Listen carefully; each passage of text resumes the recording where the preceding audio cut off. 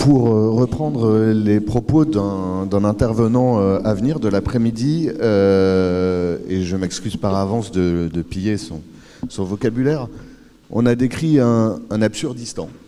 Un absurdistan constitué d'un millefeuille administratif avec des intervenants qui se mettent volontairement en contradiction. Mais on a aussi des situations où les planètes s'alignent. Cette réalité,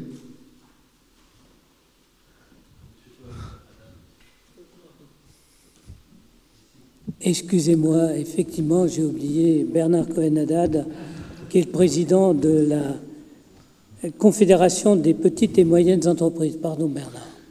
Excuse-moi, Bernard. Le cercle s'élargit.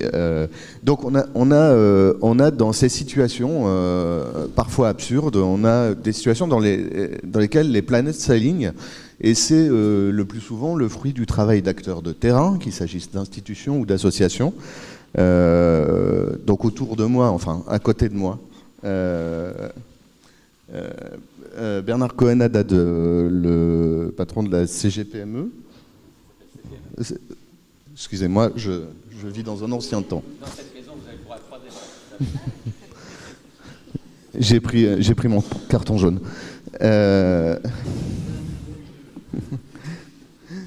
Stéphane Troussel qui nous décrit la situation de son département, très engagé dans l'accueil des migrants et très engagé dans la défense des migrants. Il s'est particulièrement illustré dans une action en justice contre des propos irrecevables prononcés à la télévision par un chroniqueur devenu candidat à la présidentielle. Christian de Chanteloup, un acteur associatif à Rouen qui parle terrain et qui parle de ses petites réussites et ses petits obstacles dans une vie associative municipale. Monsieur Pasquot, conseiller municipal à Nantes, vice-président de Nantes Métropole aussi, juriste et spécialiste des questions des migrations internationales. Émilie Pierrard, qui a dirigé la maison Estrella, qui est un centre d'accueil et d'accompagnement des migrants, et Léo Matet, qui est fondateur d'une association d'étayage, je dirais, de personnes issues de la protection de l'enfance. Tout ce panel, en fait, représente des solutions dans des traits d'union, dans un système très incomplet, et qui viennent pallier les faiblesses qu'on a décrites dans la table ronde précédente. Alors je vais d'abord passer la parole à Stéphane Roussel, dont le département a été le premier à rejoindre l'Association nationale des villes et territoires accueillants. On en a d'autres illustres représentants de cette association ici. Je crois me souvenir que vous avez dit il n'y a pas longtemps, dans le cadre de cette association, dans les semaines qui viennent, une énième loi va être débattue au Parlement. La Seine-Saint-Denis doit prendre sa place dans ce débat et porter une vision. J'aimerais que vous nous parliez de cette vision, si vous le pouvez.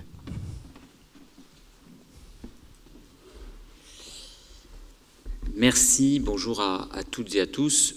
Oui, je pense effectivement que, compte tenu à la fois de notre histoire, notre tradition, mais aussi l'action qui est celle du département, oui, je m'exprimerai face au débat et à ce projet de loi qui vient, y compris parce que je pense qu'il faut que nos sociétés admettent la réalité qui est devant nous et que nous entrons à nouveau, ou peut-être encore plus, dans un monde fait de migration, de mouvements de population, à la fois compte tenu de la situation qui est celle que connaissent un certain nombre de régions du monde, mais aussi face au réchauffement climatique.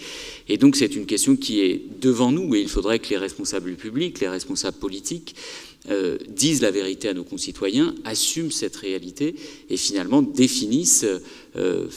Moi, je ne suis pas un adepte du no border, je ne sais plus quel est le terme employé en anglais, mais néanmoins face à cet enjeu qui est devant nous, eh bien, je crois que c'est notre responsabilité collective de dire la vérité à nos concitoyens et donc de définir les politiques publiques. Et d'ailleurs, j'avais envie d'intervenir, mais par rapport au débat précédent, puisque je pense que cette question de l'accueil des mineurs non accompagnés, pour laquelle les départements désormais sont en première ligne, eh bien, moi j'ai eu l'occasion dans des débats avec le pouvoir central de dire que peu à peu, on voulait nous faire jouer un rôle qui n'était pas le nôtre. Moi, j'assume totalement la mission qui est la mienne de protection de l'enfance. C'est une belle et grande mission que le législateur a confiée depuis les lois de décentralisation au département, mais je n'ai pas vocation à me transformer en un supplétif du ministère de l'Intérieur. Et donc, tout ce qui fait jouer au département un rôle dans l'évaluation de la minorité, l'évaluation de l'état civil, l'évaluation de la législation au regard du droit au séjour, ce n'est pas de la responsabilité du département. Que l'État assume la sienne au regard de ces questions, parce qu'il faut aussi dire que cette question des mineurs non accompagnés est bien évidemment une question liée au mouvement de population et aux migrations. Et donc, bien évidemment, que le ministère, les autorités nationales doivent se prononcer.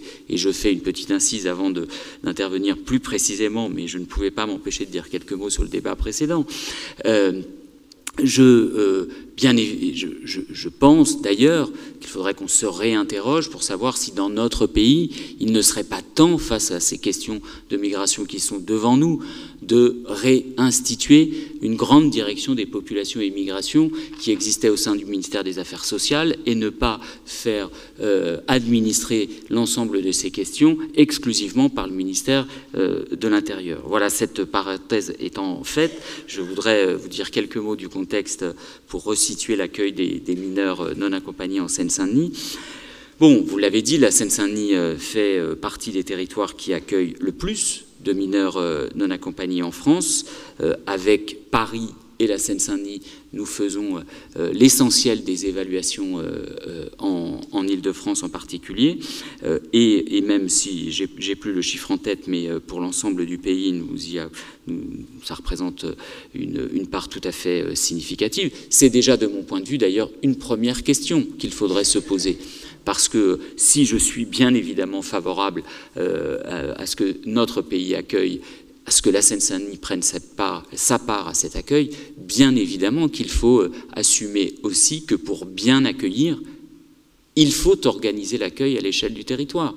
Et d'ailleurs, sur bien d'autres questions liées aux migrations, je pense par exemple à l'accueil des réfugiés ukrainiens, pour la première fois, non seulement la France a assumé, mais elle a assumé, y compris, d'organiser, en considérant par exemple que l'Île-de-France devait d'abord être et avant tout être une plateforme d'accueil et d'orientation, et considérant notamment que les dispositifs d'hébergement et de logement étaient saturés en Île-de-France. Encore une parenthèse, et donc je vais revenir plus précisément sur la situation de la Seine-Saint-Denis. Aujourd'hui, la Seine-Saint-Denis accueille 1433 jeunes qui sont pris en charge dans ce cadre, 604 mineurs et 829 jeunes majeurs qui bénéficient de ce qu'on appelle les contrats jeunes majeurs. L'accueil, il s'est organisé progressivement pour répondre aux besoins spécifiques de ces jeunes, puisque avant 2013, pourquoi 2013 ? Ça fait référence aussi à ce qu'un intervenant précédent a évoqué, la mise en place de premiers mécanismes de répartition sur l'ensemble du territoire national. Les jeunes accueillis par le département étant essentiellement, finalement, accueillis dans nos structures habituelles des circonscriptions d'aide sociale à l'enfance qui accueillent l'ensemble des jeunes en difficulté. Et donc, au même titre que ces jeunes, eh bien, ils étaient suivis par nos éducateurs dans les circonscriptions, puis ensuite accueillis en ce qu'on appelle en MEX, en maison d'enfants à caractère social, en foyer. vers 2015-2016, le nombre de MNA ayant rapidement augmenté, il avait triplé en 3 ans, ça a bousculé bien évidemment l'organisation de nos services, et puis avec des professionnels qui pouvaient parfois eux-mêmes être mis en difficulté face à des besoins spécifiques, j'y reviendrai, de ces jeunes, puisque la réalité, mais ça a été dit aussi par Michel Créhoff, ces jeunes, la plupart du temps, ils sont à la fois beaucoup plus matures, beaucoup plus autonomes, et c'est la question du maintien ou du rétablissement du lien avec la famille se pose bien évidemment pas du tout de la même manière qu'avec les autres jeunes enfants que nous accueillons au titre de l'aide sociale à l'enfance. Et donc, c'est le motif principal, l'accompagnement dans la régularisation de leur situation administrative. C'est un enjeu central, on en reparlera, mais ça demande bien évidemment des compétences spécifiques que nos éducateurs n'avaient pas forcément. Et donc, pour répondre à ces besoins spécifiques, le département a fait le choix de spécialiser une équipe de professionnels pour accompagner ces jeunes avec un acronyme un peu, comme tous les acronymes un peu difficiles, la CAMNA, la cellule d'accompagnement des mineurs non accompagnés, que nous avons ouverte en 2018. Elle a évolué au fil et à mesure des années, puisqu'elle compte à présent 40 professionnels, des travailleurs sociaux, des assistants de gestion, une infirmière, un psychologue. Et de manière similaire, le département a lancé en 2019 un appel à projet pour la création de places dédiées à l'accueil de ces mineurs. Ce sont à peu près 1100 places qui ont été ouvertes par le département, gérées par 7 associations en Seine-Saint-Denis, à Paris, et également quelques places en Indre-et-Loire. Les jeunes y sont accueillis dans des petites structures collectives, des appartements partagés ou des appartements individuels selon leur âge, leur degré de maturité ou de vulnérabilité et d'autonomie. Deuxième remarque que je veux faire, c'est que bien évidemment l'enjeu principal, c'est de répondre aux besoins de ces jeunes. Je vais commencer par un sujet qui peut paraître moins déterminant, mais que j'ai appelé avoir des repères, parce que finalement, c'est peut-être pas le premier besoin auquel on pense. Néanmoins, eh bien, je crois que l'enjeu de donner des repères à ces jeunes isolés, puisque justement pour qu'ils puissent se maintenir, on leur demande de rester isolés finalement. Et donc l'enjeu de pouvoir leur donner des repères, ça nous paraît excessivement important. Donc nous avons développé une stratégie de parcours pour les primo-arrivants, pour les rassurer, leur expliquer comment leur prise en charge se déroulera. On a ainsi mis en place un espace, un lieu repère dans les locaux de cette CAMNA.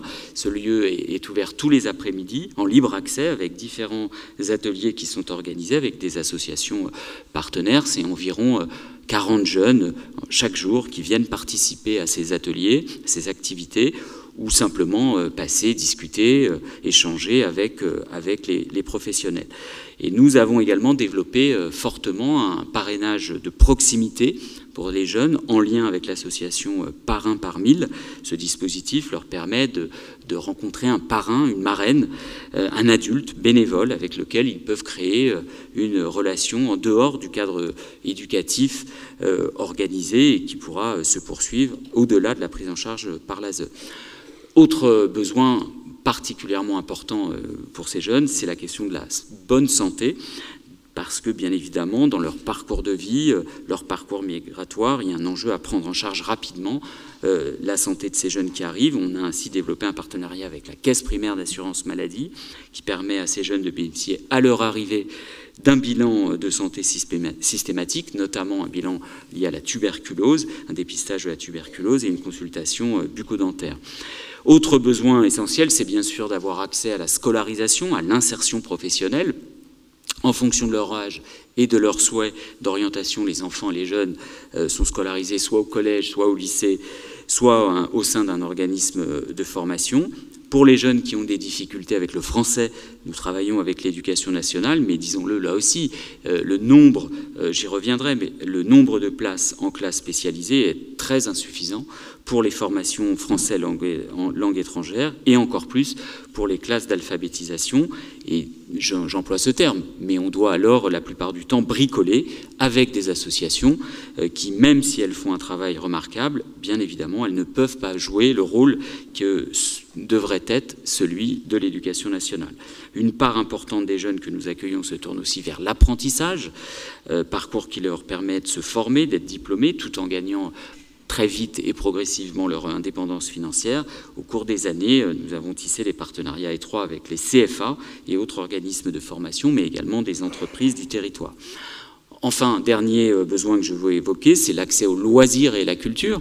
Ça peut paraître secondaire, mais enfin, à côté de bien sûr, aux côtés de la santé ou de la scolarisation, mais l'accès aux loisirs et à la culture, moi j'en suis convaincu, ça doit être un des piliers de la réponse aux besoins de ces jeunes.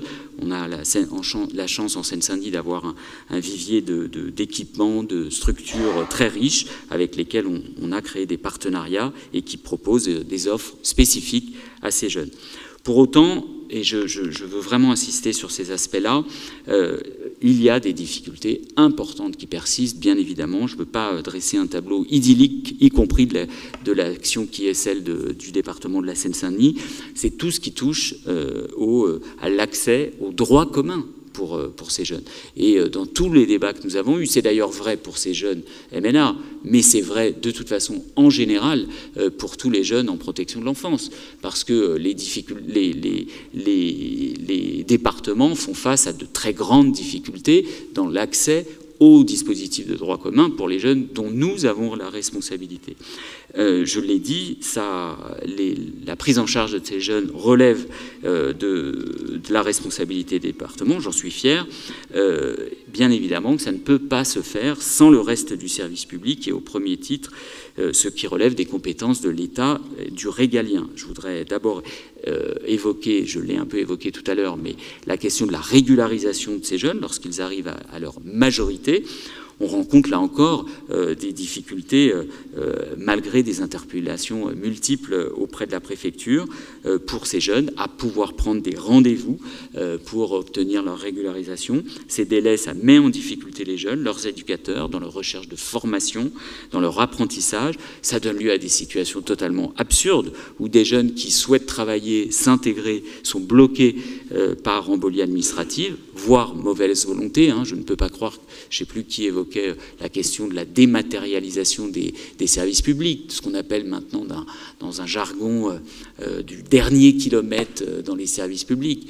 Oui, la belle affaire, le dernier kilomètre, c'est surtout la déshumanisation des services publics et le fait que j'ai des travailleurs sociaux qui doivent se réveiller à 3h du matin pour accéder au site internet de la préfecture et tenter d'obtenir un rendez-vous simplement pour permettre aux gens, mineurs non accompagnés ou les autres d'ailleurs, d'accéder à leurs droits. Donc c'est tout de même une très grande difficulté. Je veux vous citer un exemple qui, il y a quelques années, a mis en lumière ces difficultés. En 2020, une vingtaine de jeunes pris en charge par nos services en tant que MNA, ont dû mettre fin à leur contrat d'alternance avec une entreprise du BTP de Seine-Saint-Denis qui est très engagée sur ce sujet, tout simplement parce qu'ils n'arrivaient pas à obtenir la régularisation de leur situation, une autorisation de travail de la préfecture. Le second volet sur lequel on rencontre bien évidemment d'importantes difficultés, c'est la question de l'accès au logement pour ces jeunes à la fin de leur prise en charge. Bon, vous le savez, les articles de presse se multiplient ces derniers jours, c'est tant mieux, il était temps sur la grave crise que connaît notre pays en matière de logement, mais vous imaginez bien pour ces jeunes à quel point c'est encore plus difficile, parce que, compte tenu de leur niveau d'autonomie, de leur situation financière, ils ne peuvent pas quitter l'ASE faute d'être pouvoir pris en charge, car ils ne trouvent pas de logement autonome. Et là encore, il est de notre responsabilité collective, je crois, dans un pays comme le nôtre, de pouvoir les accueillir dignement. Et donc, pour ça, il faut pouvoir le faire de manière coordonnée, organisée, complémentaire entre l'État et les collectivités locales. Moi, je le dis, oui, la France doit assumer cette tradition d'accueil. Elle ne peut pas reposer uniquement sur les territoires et encore moins sur la bonne volonté de quelques territoires. Je suis attaché à la décentralisation, je suis un profond décentralisateur, mais la décentralisation associée au refus de l'État d'assumer son rôle d'égalité des territoires et des citoyens, la réduction des dépenses publiques et la perte d'autonomie financière des collectivités locales, eh bien tout ça aboutit à le désordre sur le territoire et le fait que ces jeunes ne sont pas tous traités de la même manière sur l'ensemble du territoire. Je l'ai dit au début, il faut être lucide, les mouvements de population, ils ont toujours existé, ils vont continuer d'augmenter du fait de l'explosion démographique de certains pays. Je reviens de Dakar et quand on voit l'évolution qui va être celle de l'Afrique pour à la fois des questions démographiques, des questions de conflits, de conflits dans certaines régions et de réchauffement climatique, il faut se le dire, ça va pousser au départ de plusieurs centaines de milliers, voire de millions de personnes. Et donc en tant que puissance publique, on ne peut pas fuir nos responsabilités, on doit au contraire organiser pour proposer un accueil digne et respectueux des droits humains. Merci à vous. Merci.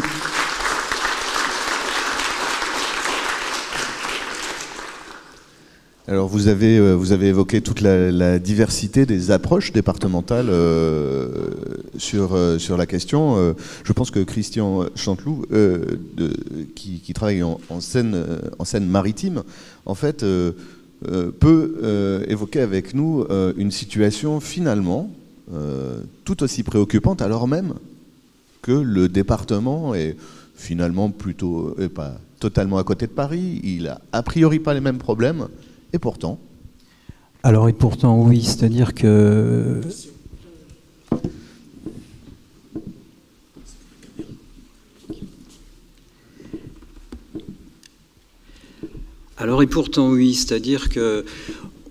on s'aperçoit que d'un département à un autre, les situations sont radicalement, je dirais, différentes. Je suis assez admiratif de ce qui se passe dans le département de Saint-Denis. Moi, je viens d'un département, la Seine-Maritime.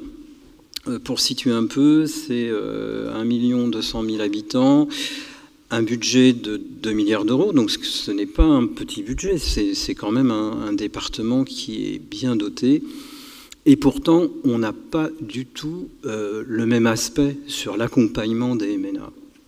C'est-à-dire que nous, notre association, celle que j'ai rejoint maintenant il y a quelques années, on récupère en fait, il n'y a pas d'autre terme, les MNA après leur évaluation. Alors, bien souvent, dans ce département, on constate que le jeune arrive avec des papiers, pas de papiers, et vraiment l'apparence d'un enfant, il y en a. Il n'est pas évalué mineur, c'est-à-dire que c'est un département qui n'a plus de place en accueil. Et donc, on se retrouve parfois avec, alors que nous sommes des associatifs, ce n'est pas notre métier, on se retrouve parfois avec des flots continus de jeunes qui nous arrivent, puisqu'après l'évaluation, ces jeunes sont remis à la rue. Ça concerne également les jeunes filles, et avec toute la dimension de difficulté que ça peut représenter. Et donc, on peut dire que c'est un traumatisme supplémentaire. Je vais parler avec beaucoup d'exemples. Je me souviens d'une jeune fille, c'était cet hiver, il y avait le plan grand froid.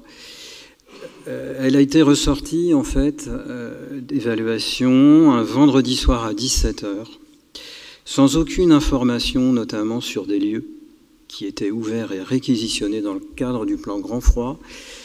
Elle s'est retrouvée 3 jours en garde à Rouen avec une tentative de viol. Alors voilà, ça c'est quelque chose qui n'est pas si exceptionnel que ça dans mon département et qui est assez scandaleux. C'est-à-dire que j'ai un peu parfois le sentiment qu'on est dans un système à bout de souffle, voire dans un certain sens de faillite générale, c'est-à-dire que j'ai parfois le sentiment qu'on ne veut pas voir. On ne veut pas voir ces jeunes-là.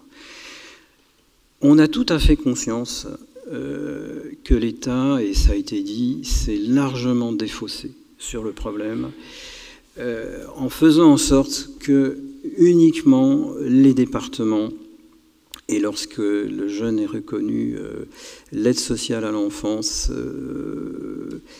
soit à la manœuvre, mais l'État est, je trouve, très manquant à l'appel sur la problématique.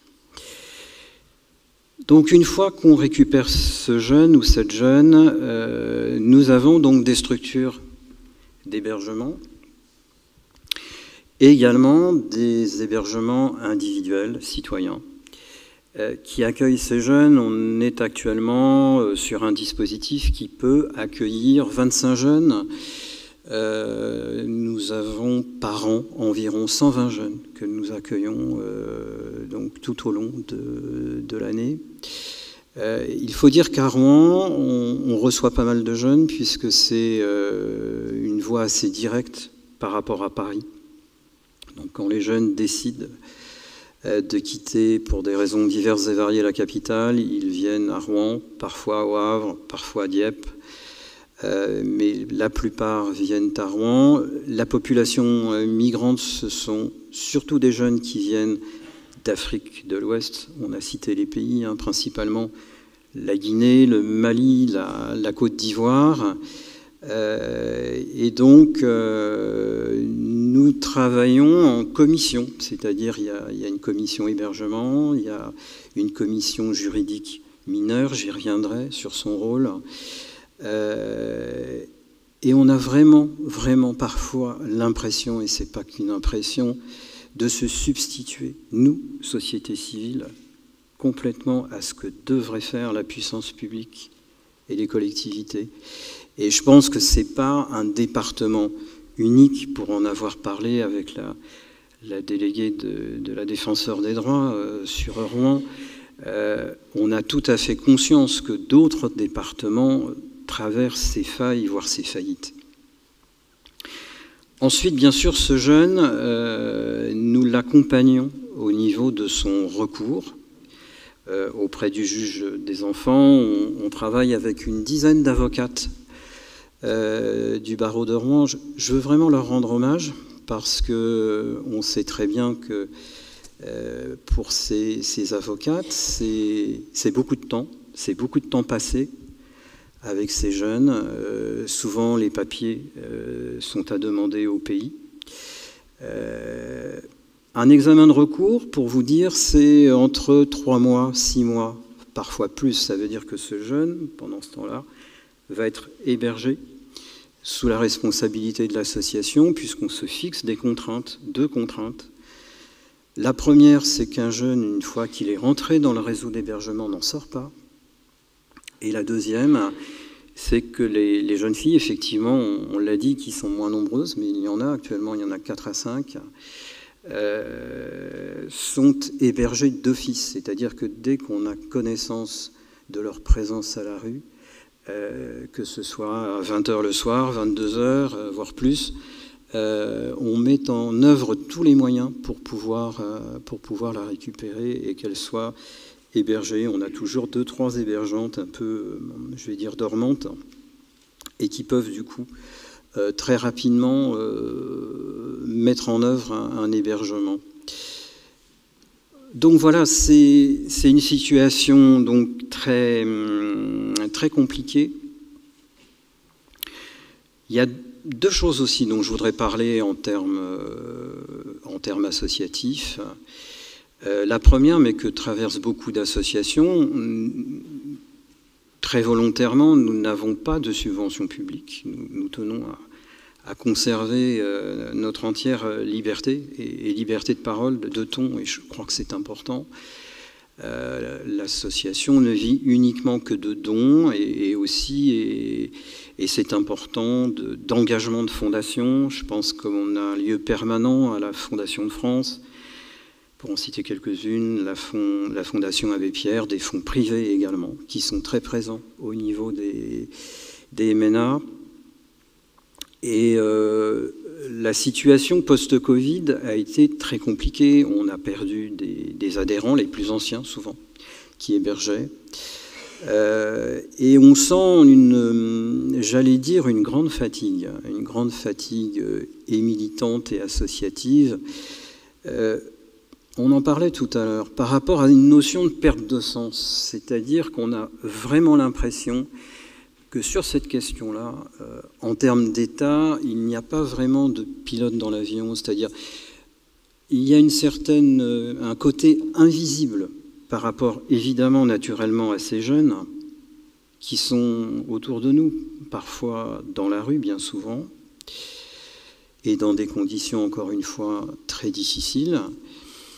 Et puis également, c'est terrible ce que je veux dire, mais on s'est habitué à cette situation aussi.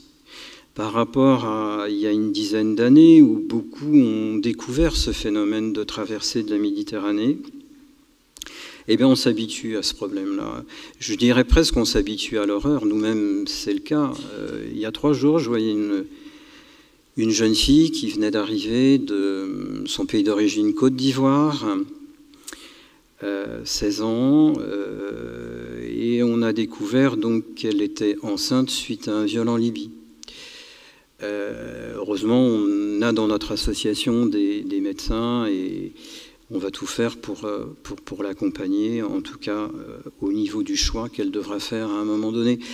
Bon, voilà le type de situation très difficile aussi, auquel on est confronté dans nos équipes. Heureusement, il y a des psychologues, bien sûr pour ces jeunes, on en a parlé par rapport au problème de syndrome post-traumatique. Comme le disait un intervenant, ça n'apparaît pas forcément tout de suite. C'est-à-dire que le jeune ou la jeune développe souvent des symptômes au moment où la pression redescend.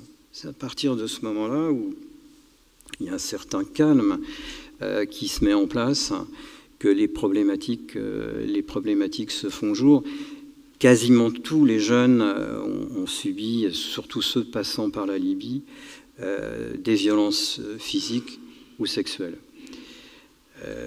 Et ça, c'est un gros problème parce que j'ai un peu le sentiment que ce qu'on leur fait subir dans notre pays, après, que ce soit pendant l'évaluation, que ce soit dans notre département, dans la majeure partie des cas, les sorties d'évaluation, c'est encore de l'ordre du symptôme infligé quelque part.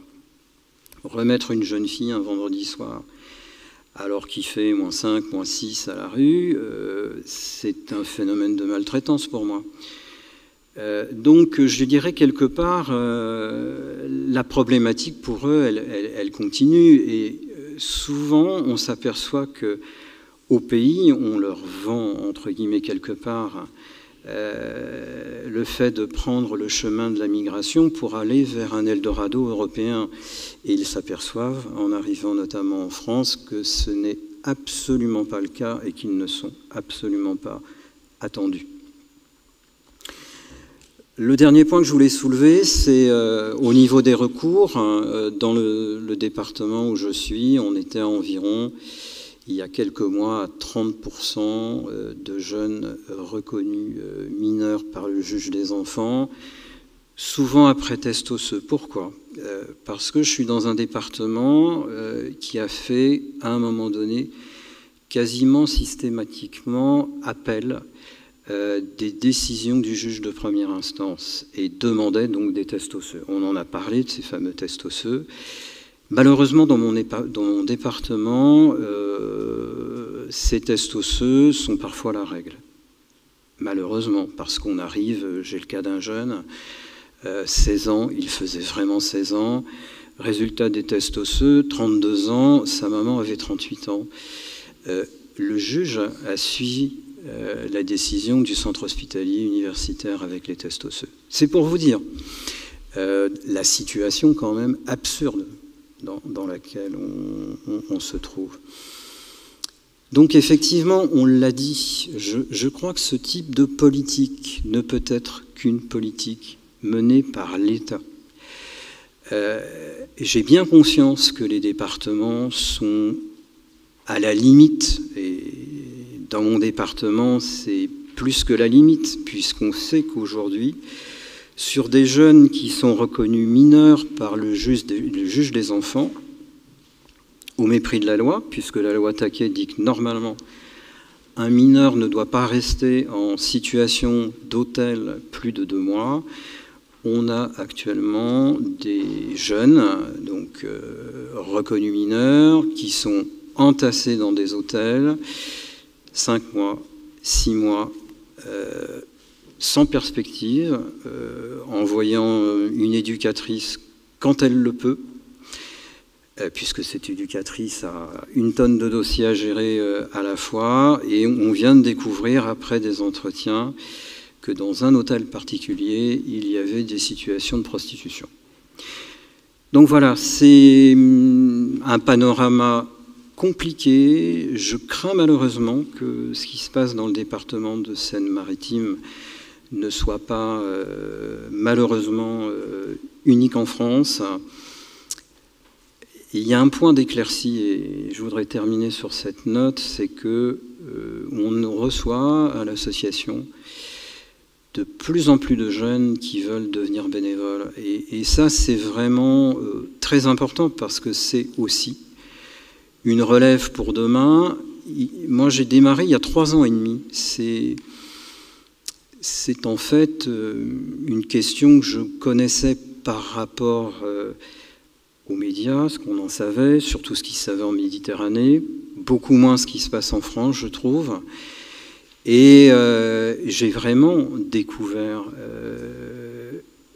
cette question, je dirais, assez directement et assez violemment, puisque effectivement, ne le sachant pas vraiment, on est à 100 lieues de découvrir que notre pays, qui est quand même pas n'importe quel pays, je crois, n'est franchement pas à la hauteur par rapport à cette question. Merci.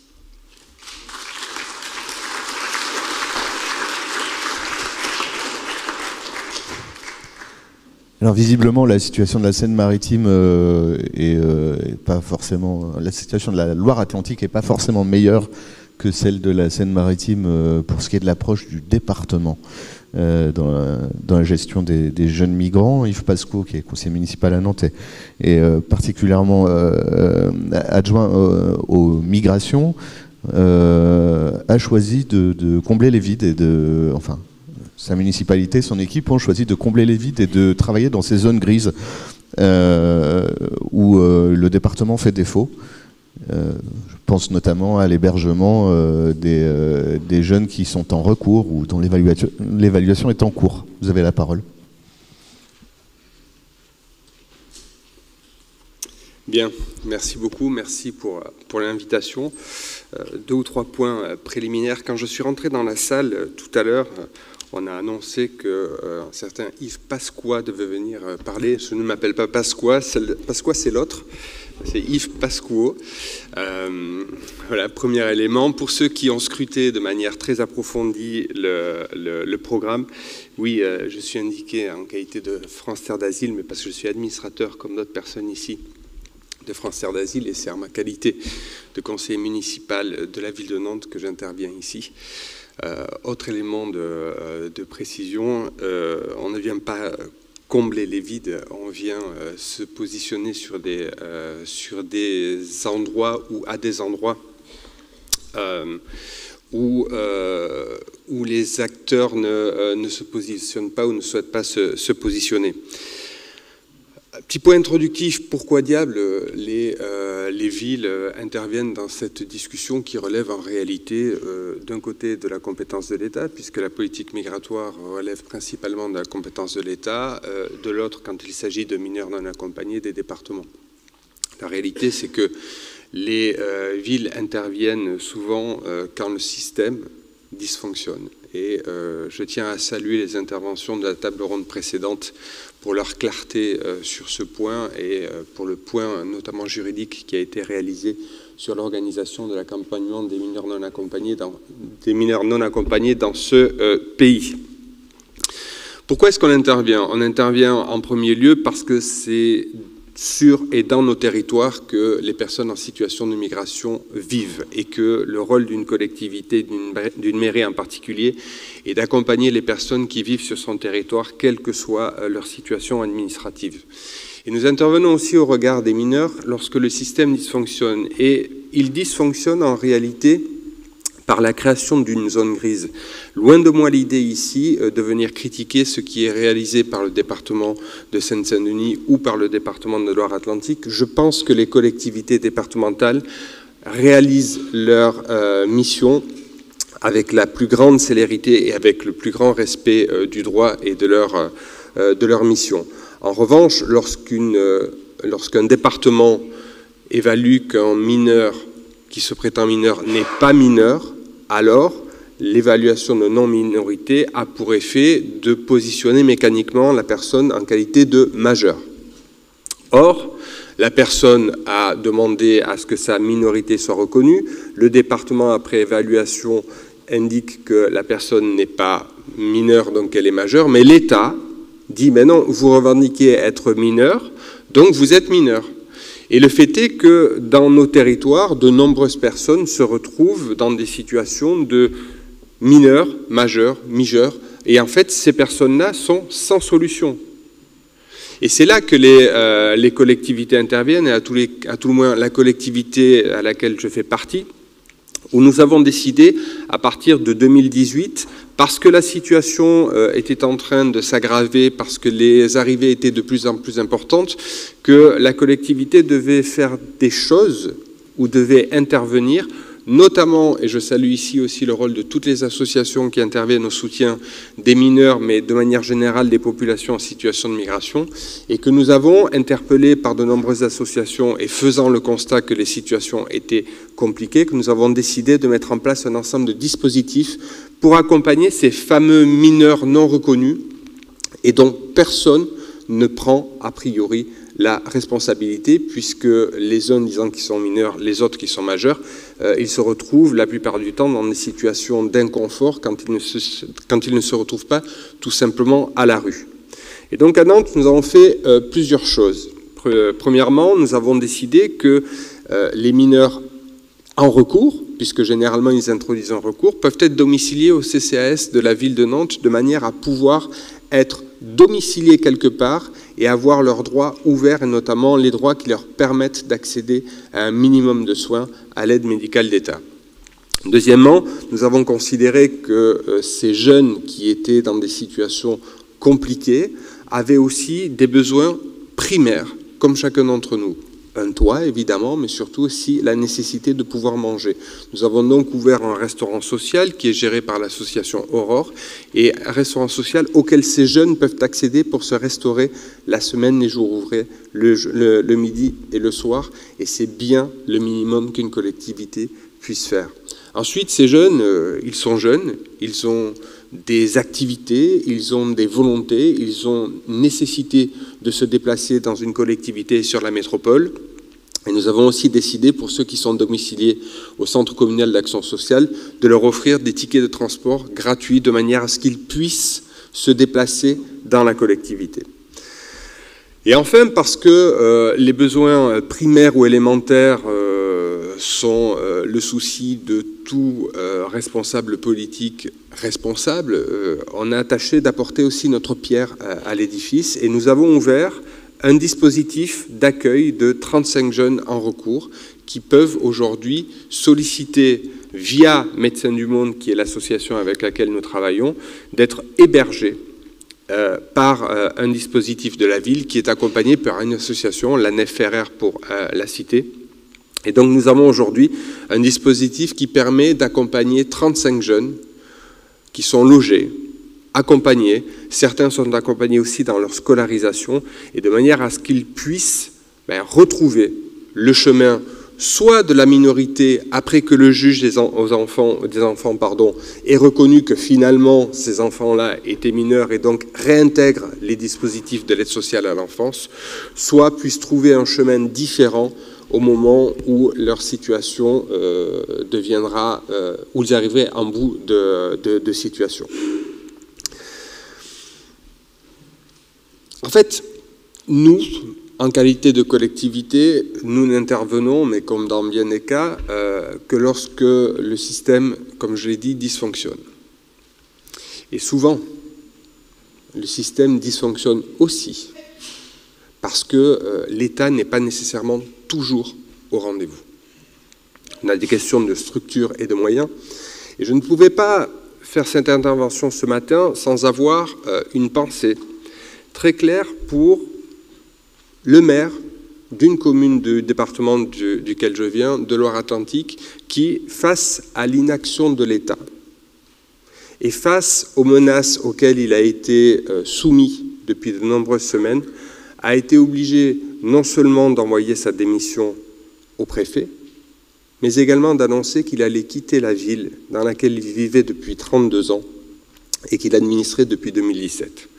La réalité dans toutes ces questions-là, c'est notamment de reconnaître la difficulté du rôle qui était celui de Yannick Morez, pour le citer, à la mairie de Saint-Brévin, dans l'accompagnement d'un projet de l'État, puisqu'un centre d'accueil pour demandeurs d'asile est un projet qui est porté par l'État.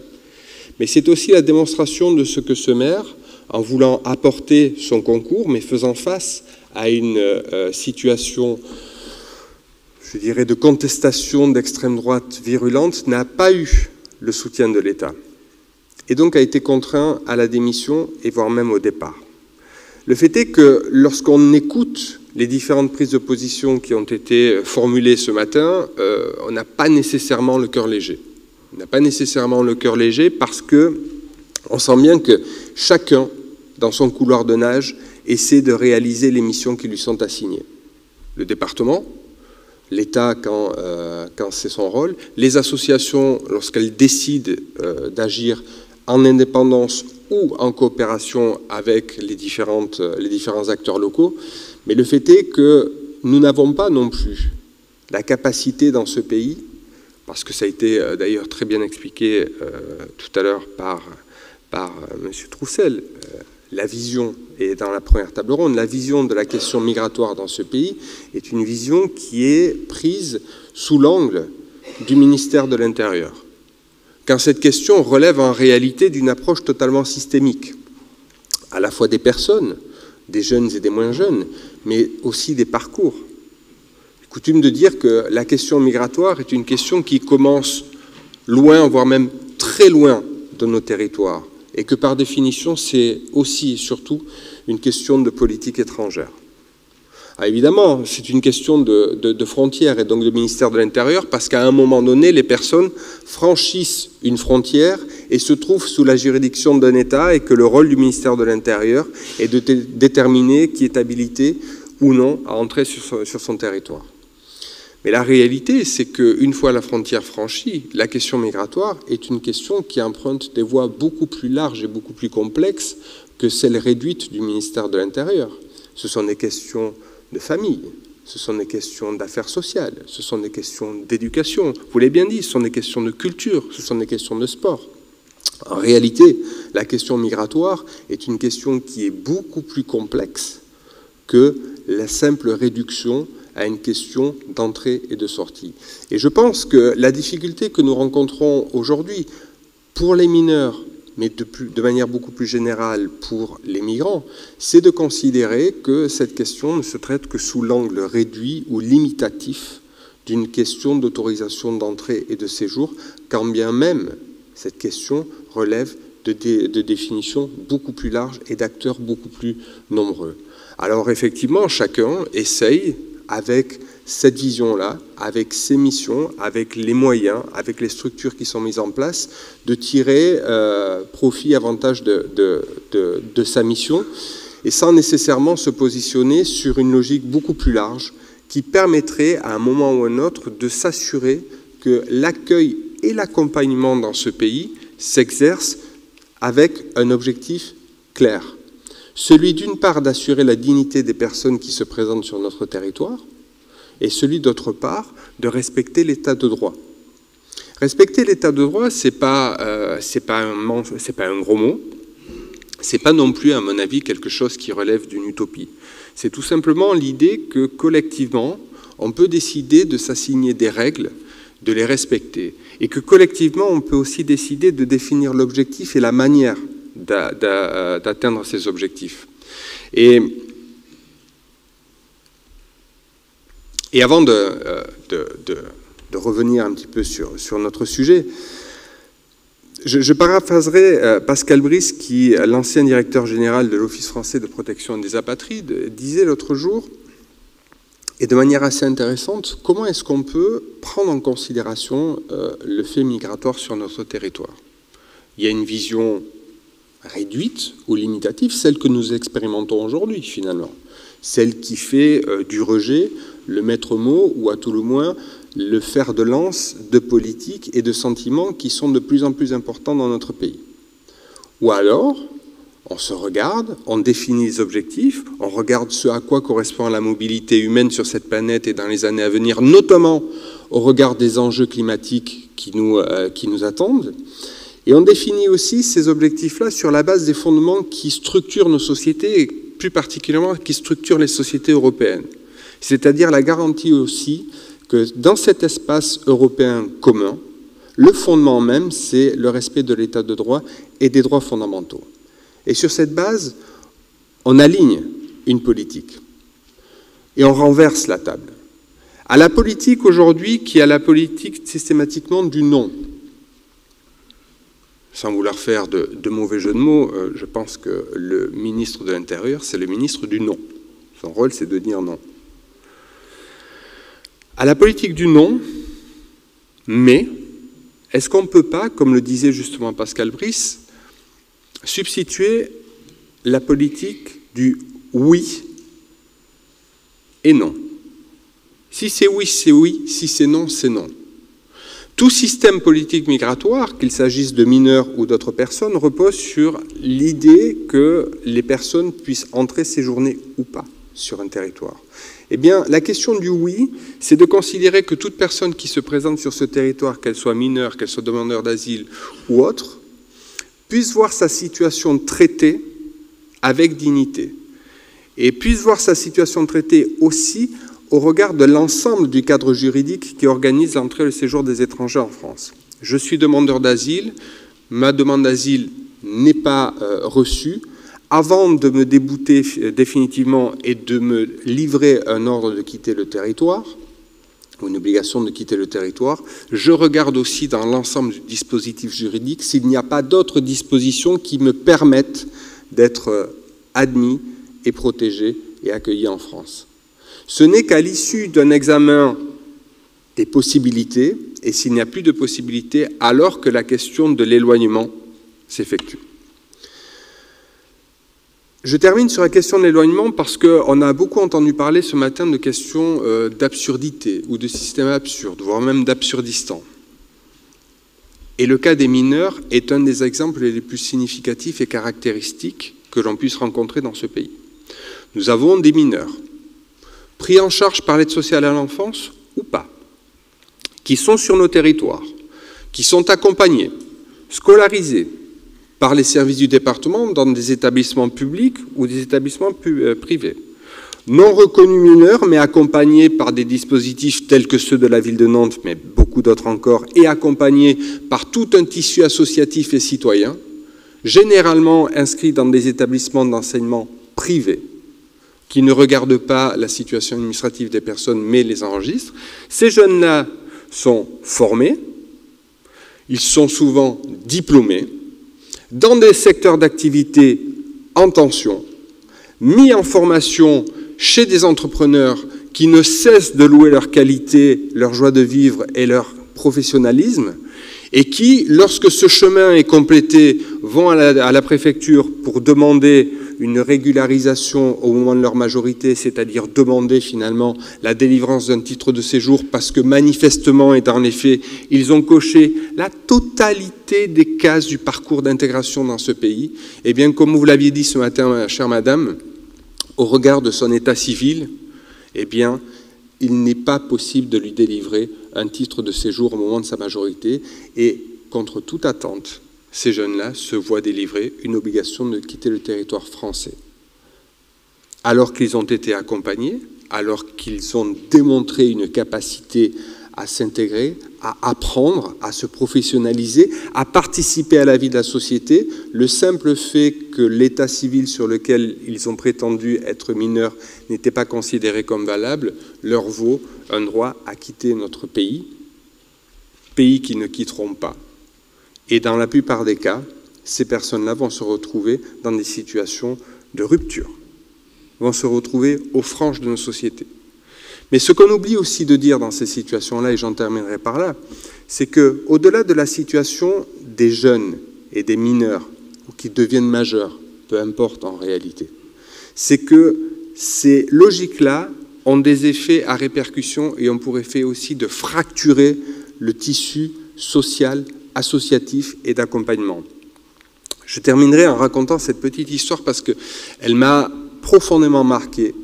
Il y a quelques années, à Nantes, sont venus nous voir un couple de caroleurs qui avait un apprentissage, un jeune qui était en recours. Et ce jeune-là, lorsqu'il a demandé à être régularisé ou avoir un titre de séjour au moment de sa majorité, a reçu une OQTF. Ces employeurs se sont retrouvés face au silence et au mur de l'administration et de l'État. Ils ont cherché par tous les moyens à contacter les services de la préfecture pour savoir qu'en était-il, pour apporter un ensemble d'éléments et de preuves que ce jeune-là était tout à fait, non seulement intégré, mais absolument nécessaire, pas simplement à l'entreprise, mais à la collectivité dans laquelle il vivait. Eh bien, ces personnes-là se sont retrouvées confrontées au silence de l'administration, et lorsque je les ai rencontrés, quand ils m'ont raconté leur histoire, ils étaient brisés. C'est-à-dire que la manière dont on maltraite les personnes dans ce pays ne concerne pas au premier chef, ou elle concerne au premier chef les personnes vers qui ces maltraitances sont dirigées, mais elles ont des effets sur la société dans son ensemble, et ça crée des dommages et des dégâts dont on voit aujourd'hui les effets dans notre société. Donc, je ne sais pas si j'ai participé à répondre à la question de comment les collectivités locales peuvent redonner à l'accueil sa vraie dimension humaine et porteuse de perspective. En tous les cas, je pense que lorsqu'on voit le tissu de solidarité qui s'exerce et qui se développe sur nos territoires, monsieur, vous en êtes l'exemple, mais vous n'en êtes pas le seul, et heureusement. Quand on voit la solidarité citoyenne, l'Ukraine en a démontré aussi une belle démonstration, qui se déploie sur nos territoires, oui, on peut être optimiste. Oui, on peut porter des perspectives. En revanche, encore faut-il que collectivement, on puisse assumer de porter une discussion claire, ouverte et sans préjugés. Vous le disiez, chère Madame Krehoff ce matin, la vulnérabilité ne met pas en cause les préjugés que nous avons sur la question migratoire. Il faut donc que l'on arrive nous-mêmes à se re-questionner collectivement et sereinement sur ce à quoi peut correspondre une politique migratoire qui soit à la fois digne, accueillante et qui permette d'accompagner les personnes et en particulier ces jeunes qui viennent sur notre territoire pour des projets de vie dont nous sommes bien souvent ignorants. Je vous remercie.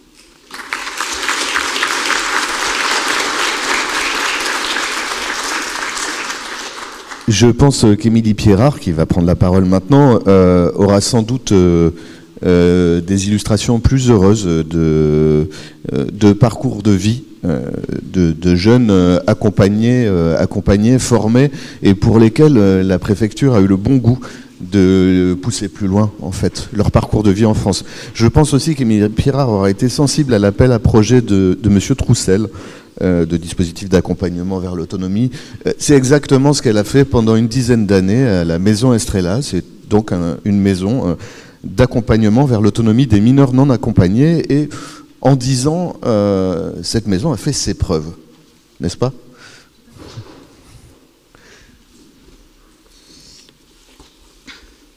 Bonjour à toutes et à tous, merci.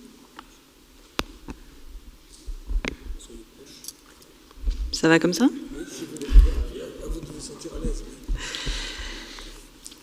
Donc effectivement, je vais essayer d'apporter une touche de positivisme à ce panorama. Je vais vous présenter un modèle de dispositif d'accompagnement vers l'autonomie que j'ai dirigé pendant 10 ans, effectivement, et qui a fait ses preuves. Qui a ouvert en 2012. Donc Estrella est un établissement qui permet aux mineurs non accompagnés, par le biais d'une inscription en formation qualifiante courte de bénéficier d'un accompagnement vers une autonomie administrative et financière. Les jeunes ont déjà passé l'épreuve de l'évaluation sociale, donc la question de l'évaluation de la minorité et de l'isolement ne se pose plus lorsqu'ils arrivent à Estrella. Ils sont sous ordonnance de placement par le juge des enfants lorsqu'ils arrivent, et en général, ils restent à Estrella jusqu'à leur majorité, voire même au-delà, parce qu'ils bénéficient d'un contrat jeune majeur. Le projet d'Estrella accueille les jeunes sur une durée d'environ 2 ans, au cours desquels on travaille autour des axes suivants.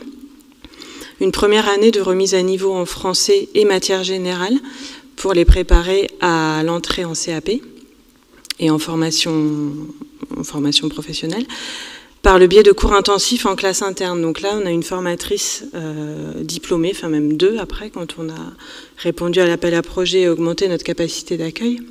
On avait 2 formatrices à temps plein, salariées, donc pas bénévoles, ce qui est assez rare, je crois. Donc les jeunes étaient en classe tous les jours. Les cours de français étaient entrecoupés par des périodes de stage en entreprise. Donc là, les jeunes étaient accompagnés par des chargés d'insertion professionnelle. On avait la chance d'avoir 4 chargés d'insertion professionnelle, salariés également, qui les accompagnaient à définir et à consolider leurs projets professionnels. La consolidation de l'état civil et les premières démarches de régularisation étaient effectuées par un juriste, également salarié, à temps plein. Donc on avait une équipe relativement complète pour accompagner ces jeunes. La signature d'un contrat d'apprentissage, en général, se faisait au terme d'une première année d'accompagnement, ce qui permettait ensuite aux jeunes de percevoir leur premier salaire et de gérer leur budget. Ils étaient accompagnés également par une équipe d'éducateurs, évidemment.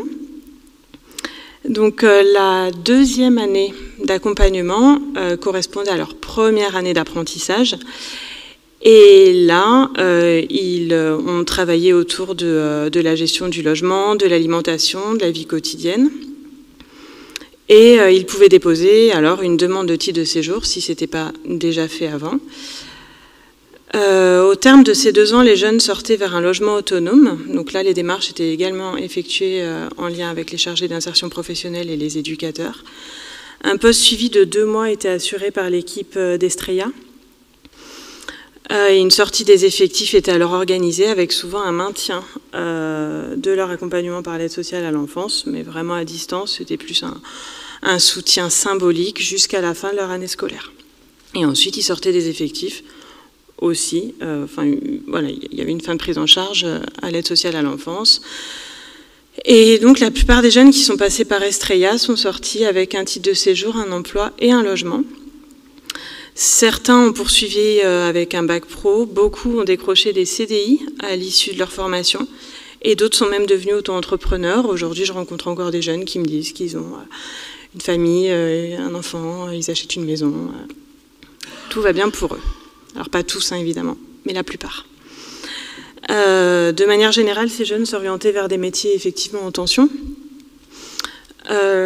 On a pu rencontrer quand même quelques obstacles. Hein, tout n'était pas rose à Estrella non plus. Donc la réticence de certains employeurs qui considéraient que les jeunes n'avaient pas de papier, qu'ils étaient en situation irrégulière, bien qu'ils étaient mineurs, donc ce qui était faux. Et donc qu'ils ne pouvaient pas les embaucher.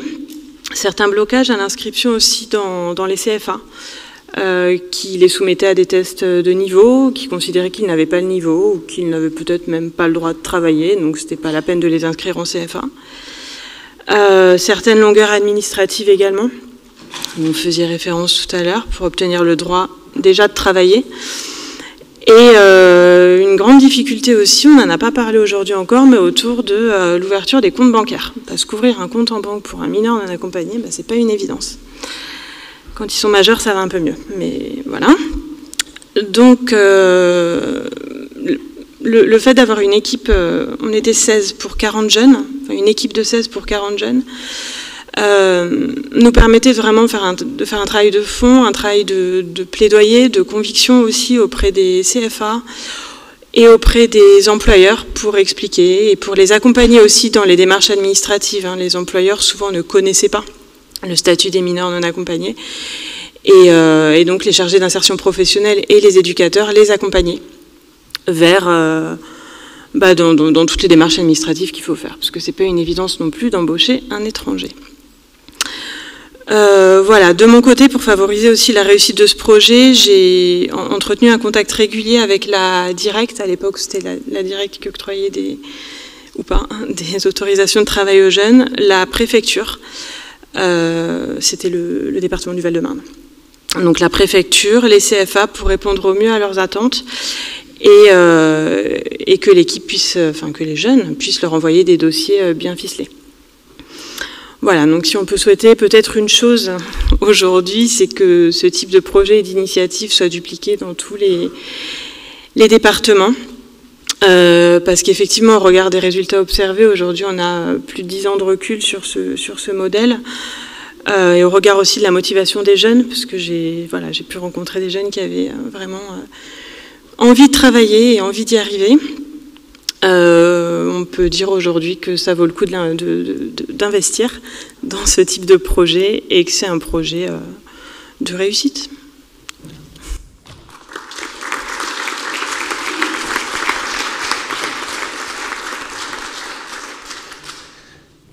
Alors, on va parler, on parle d'insertion, on parle de prolongation dans des parcours professionnels et des métiers en tension. Monsieur Cohen-Adan, qui est président du think tank Étienne Marcel, un centre de réflexion sur les entreprises responsables sur notre territoire, est également patron de la CPME Île-de-France, Paris-Île-de-France. Peut-être pouvez-vous nous décrire ces secteurs en tension et les facteurs de blocage qui font que vous n'arrivez pas à pourvoir l'ensemble de vos postes. Oui, bonjour à tous. Merci d'abord à Jean-Pierre Zana, à Pierre Collin, aux ateliers Nansen. Ce n'est pas tous les jours que je viens dans cet établissement au Grand Orient de France. Et c'est important, effectivement, d'apporter la voix des acteurs économiques. Et madame, vous avez fait la passerelle entre vous et moi, et sans les acteurs économiques dans un territoire, il est difficile de faire de l'inclusion. Avant d'y aller de manière plus dans le fond du sujet, je voudrais citer Fernando Pessoa, qui n'était pas, comment dirais-je, un migrant mineur non accompagné, mais un simple, comment dirais-je, commis de commerce, et qui, dans le livre de l'intranquillité de l'être, dit « Je ne suis rien, je n'ai rien, et je porte en moi tous les rêves du monde ». Et si les mineurs non accompagnés viennent en France, ce n'est pas uniquement pour être isolés. C'est parce qu'ils ont un projet, le projet de trouver un travail, le projet de trouver un pays qui les accueille, et aussi le projet de participer aux valeurs de la République. Et je crois que c'est important aussi de le dire, y compris dans le monde de l'entreprise. Ça, c'est le premier point. Et on a des exemples positifs, vous l'avez bien évoqué, madame. Encore hier, un mineur qui était arrivé quand il avait 21 ans du Sri Lanka et qui, 17 ans après, a le prix de la meilleure baguette de Paris et livre à partir de demain le palais de l'Élysée. Moi, c'est ce type de parcours, c'est ce type d'accompagnement, c'est ce type de réussite que je veux promouvoir aussi. Pas uniquement les problèmes, parce que les problèmes, ils sont là. Les problèmes, ils sont là pour les mineurs non accompagnés, mais ils sont là aussi pour tous les mineurs, y compris français. Les jeunes, vous l'avez évoqué, monsieur, ce matin. J'ai été l'auteur d'un rapport pour le Conseil économique régional sur l'égalité et la citoyenneté des jeunesses d'Île-de-France, et vous l'avez évoqué ce matin, les uns et les autres. Les jeunes, quand ils sont non diplômés, sont les plus éloignés de l'emploi, de la culture, de la santé et des mobilités. Ne parlons pas du logement, Stéphane Troussel l'a évoqué tout à l'heure. Donc bien entendu, nous sommes favorables à l'accompagnement de ces jeunes parce que l'immigration en général n'est pas un ennemi de l'emploi dans nos entreprises et je crois qu'il faut le marteler. Il n'y a pas de coordination entre l'immigration et le manque d'emploi en France. On peut accueillir des migrants, on peut former des jeunes, les former dans nos métiers, les former aussi dans nos entreprises, les accompagner, y compris dans leur développement personnel, parce qu'il y a effectivement une capacité de relier la formation et l'emploi. Et il y a aujourd'hui, même si nous retrouvons en France et particulièrement en Île-de-France un taux d'emploi du niveau de 2019, des métiers en tension, ça a été évoqué tout à l'heure. Ces métiers en tension sont les métiers paradoxalement du numérique, mais il faut être formé pour arriver dans le numérique. Il y a l'hôtellerie-restauration aussi. Alors là, c'est parfois un peu plus facile, mais si on veut bien travailler dans l'hôtellerie-restauration, il faut être formé également. Il y a les services à la personne. Alors c'est possible, quand vous ne parlez pas une langue, de rendre service à une personne âgée, une personne en situation de handicap, mais il est difficile de répondre à ses besoins si elle ne peut pas vous comprendre. Il y a aussi l'ensemble des métiers du bâtiment et de l'industrie. Et je voyais, en écoutant la table ronde, ces 4 piliers qui sont en face de moi: sagesse, agriculture, force, industrie. Donc tout cela, ils sont là. Ils font partie du travail que nous devons faire ensemble pour pouvoir créer des passerelles entre ceux qui veulent venir travailler chez nous, qui sont souvent aussi dans des familles, parce que vous l'avez bien dit, madame, parfois ils sont isolés sur le papier, mais pas totalement.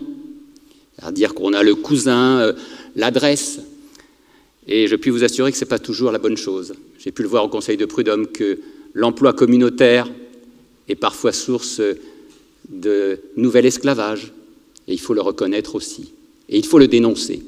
Donc c'est pour ça qu'aujourd'hui, nous souhaitons effectivement aller plus loin, faire en sorte que nos entreprises soient des acteurs engagés, des entreprises citoyennes sur le territoire, et qu'elles puissent, dans le respect des normes qu'on aimerait être plus souples, parce qu'aujourd'hui, quand vous employez un mineur, que ce soit un apprenti ou un alternant français, vous êtes plus responsable en tant que chef d'entreprise que ses parents.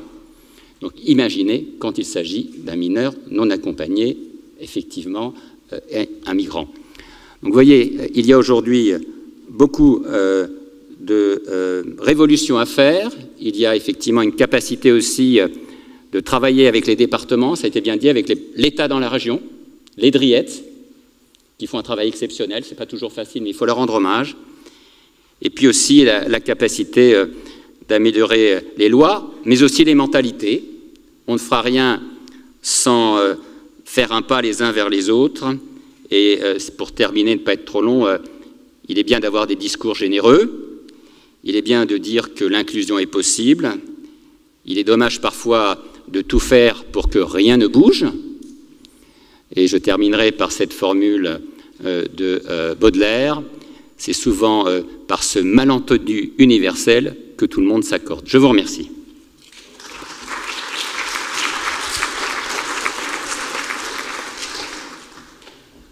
Merci. On va revenir à une relation, je dirais, plus tout simplement humaine à ces jeunes migrants isolés. Nous recevons Léo Maté, qui est fondateur de Repairs, ou Repair, qui est une communauté d'entraide de personnes d'horizons différents qui partagent une histoire commune. Elles ont toutes vécu une situation de placement durant leur enfance, ce qui positionne donc les membres de cette association dans une relation de pair, d'égal à égal, et dans une position d'étayage. Vous avez fondé cette association en 2015, et quel était votre constat en 2015 ? On a créé l'association en 2015 en partant d'un constat assez simple, c'est qu'il y avait très peu de collectifs de personnes concernées qui existaient en protection de l'enfance, très peu de participation des personnes qui avaient été placées. On entendait assez peu leur voix, et il y avait pour autant plein d'instances qui existaient en protection de l'enfance, où on se réunit, où on discute des sujets d'importance pour la protection de l'enfance, sans les personnes qui l'ont vécu presque dans leur chair, quoi, dans leur existence même. Donc c'était déjà sur ce constat-là qu'on a créé l'association, avec une première volonté qui était de rompre l'isolement des jeunes qui sortent de l'aide sociale à l'enfance, au premier rang desquels les mineurs isolés étrangers, pour lesquels on voit effectivement de grandes solitudes en sortie de protection de l'enfance. Une deuxième envie qui était autour de l'accès au droit. On avait fait le constat quand même que beaucoup de jeunes sortant de l'aide sociale à l'enfance étaient en méconnaissance de leurs droits. Et quand ils les connaissaient, ils ne savaient pas exactement vers qui s'adresser. Et puis le troisième constat, c'était le souhait en tout cas d'être une force associative capable de réorienter la politique de protection de l'enfance. Est-ce qu'on y est arrivé? Je ne pense pas, mais on a encore du chemin à parcourir sur ce sujet. Sur la question des mineurs isolés étrangers, je suis rassuré parce que M. Pascot a parlé de la politique étrangère. Je fais juste une petite incise. Pour moi, c'est toujours vertigineux d'aller dans des colloques en fait, sur les mineurs isolés étrangers sans qu'on parle de ce sujet-là.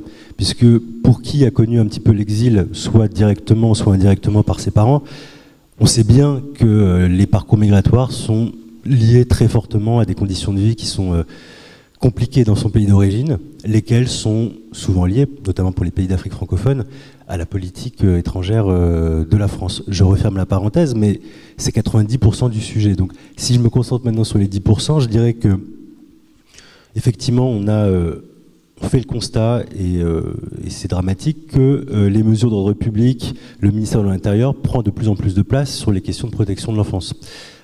C'est absolument dramatique. Il y a eu plusieurs mesures dans ce sens ces dernières années. Une très récemment dans le projet de loi immigration examiné au Sénat, une mesure qui nous disait que tout ex-mineur isolé étranger ayant fait l'objet d'une obligation de quitter le territoire ne pourrait plus avoir accès à l'accompagnement provisoire jeune majeur, c'est-à-dire la disposition qui permet de poursuivre l'accompagnement de 18 à 21 ans. Typiquement, que fait Repère dans ces situations-là? C'est communiquer largement en essayant de faire émerger dans le débat public la voix des premiers concernés, c'est-à-dire des mineurs isolés étrangers, qu'on entend très peu, même s'il y a beaucoup de collectifs qui existent. Et je vous invite évidemment à tous vous y intéresser, parce que c'est quand même un phénomène assez marquant de voir de plus en plus de collectifs de personnes concernées se mobiliser. Je citerai École pour tous, par exemple, collectif Jeunes Majeurs Île-de-France. Je vous invite vraiment à aller voir leur page Instagram et à voir un petit peu ce qu'ils proposent, ce qu'ils font. C'est en tout cas très mobilisant, très dynamisant, en tout cas de les écouter et puis d'entendre ce qu'ils ont à proposer. Typiquement sur ce genre de mesures, on voit bien que on reste en tout cas dans une logique où on considère les mineurs isolés étrangers d'abord comme des étrangers avant de les considérer comme des enfants ou comme des anciens enfants pris en charge en protection de l'enfance. Nous, notre rôle, c'est vraiment de pouvoir reposer la question des droits de l'enfant au centre des préoccupations. Et ça, c'est extrêmement compliqué parce que je regardais les déclarations de François Sauvadet hier ou ce matin, le président de l'Assemblée des départements de France. Le discours est pas dans la même ambiance en fait de ce qu'on a entendu ce matin. Lui est sur il y a un appel d'air, l'aide sociale à l'enfance c'est un hall de gare, etc. Enfin, vous voyez tout ce genre de discours qu'on entend pour l'immigration en règle générale, mais aussi à l'aide sociale à l'enfance pour les mineurs isolés étrangers. Et le paradoxe dans ce qu'on se dit ce matin, c'est que pour qui a déjà essayé d'accompagner des mineurs isolés étrangers, on voit bien que le droit est tout sauf une grande passoire dans laquelle il serait très facile d'aller et venir, etc. C'est tout l'inverse. Donc il y a ce décalage qui est assez impressionnant entre d'un côté tous les bâtons dans les roues qu'on met à ces jeunes et de l'autre le discours général qui consisterait à dire c'est très facile d'arriver en France et puis d'y rester. Au contraire, ce qu'on voit, c'est un énorme gâchis. Nous, on le voit auprès des jeunes qu'on accompagne à Repère. Des jeunes qui sont extrêmement motivés sur leur projet professionnel, qui ont envie de s'en sortir et à qui on ne donne pas la chance effectivement de pouvoir aller jusqu'au bout de leur projet. Ce qu'on apporte nous, c'est plusieurs choses. D'abord, c'est effectivement le fait de pouvoir être dans un groupe de pairs, donc de pouvoir participer aux différentes actions, soirées qui sont faites à l'association. Repère, je n'ai pas précisé, mais c'est présent dans plusieurs départements. Donc dans une dizaine de départements à l'heure actuelle, et effectivement il y a dans chaque association Repère tous les premiers et derniers mercredis de chaque mois des soirées d'échange qui sont organisées auxquelles les mineurs isolés ont largement accès puisque c'est 60% des adhérents de l'association. Ça c'est la première chose. La deuxième chose c'est évidemment l'accès au droit, puisque on est confronté à trois grandes situations. D'abord des refus de minorité des contestations de minorité, donc des jeunes qui ont été pris en charge mais qui sont mis à la porte de l'aide sociale à l'enfance parce que leur minorité a été contestée. C'est des jeunes pour lesquels en fait on a beaucoup de mal effectivement à agir, puisque notre rôle, nous, je dirais qu'il se réduit, je dirais, à la période de recours, c'est-à-dire que vraiment pendant le temps du recours, on essaie de faire au maximum une mise à l'abri. Donc soit par le biais de nuitées hôtelières, soit par le biais d'hébergeurs solidaires, ce qui est fait par exemple à Repère Loire-Atlantique, ce qui permet en fait aux jeunes de ne pas être dans la rue le temps qu'il y a un recours, le temps que le recours est fait. Évidemment, la grosse question qui se pose, c'est quand finalement le recours n'aboutit pas et que le jeune est considéré comme majeur aux yeux de l'aide sociale à l'enfance, quand bien même ces documents d'état civil disent l'inverse, puisque pour ces jeunes-là, c'est très compliqué d'avoir accès au dispositif d'hébergement, etc. Donc c'est une vraie difficulté et ils sont dans un vide juridique qui est absolument terrible. Deuxième cas de figure, c'est les accompagnements provisoires jeunes majeurs. On a beaucoup de jeunes MNA qui viennent nous voir en n'étant pas majeurs, donc dès 17 ans, en nous disant on aimerait bien avoir de l'aide de la part de Repère parce que notre référent ASE refuse de présenter notre demande de contrat jeune majeur, sachant qu'il estime que en tant que mineurs isolés, nous n'aurons pas accès à l'accompagnement provisoire jeune majeur. Ça, c'est des choses qu'on entend de plus en plus souvent, qui sont des dénis de droit absolument aberrants, et pour lesquels nous, on obtient de très bons résultats pour le coup, en systématisant les recours gracieux puis contentieux auprès de l'aide sociale à l'enfance. Et ça marche très bien. Parce que dès que les jeunes font valoir leurs droits, en réalité, sur le contentieux de l'accompagnement jeune majeur, il y a des résultats probants et les jeunes sont pris en charge. Ça, je le dis parce que beaucoup d'associations, beaucoup de travailleurs sociaux oublient ou méconnaissent cette possibilité de recours. Elle est absolument essentielle, puisqu'elle évite à des jeunes d'être à la rue, d'avoir des galères qui vont durer parfois sur plusieurs mois, voire plusieurs années. Donc ce sujet-là, pour nous, il est extrêmement important et c'est une dimension qui prend de plus en plus d'ampleur, en tout cas à Repère.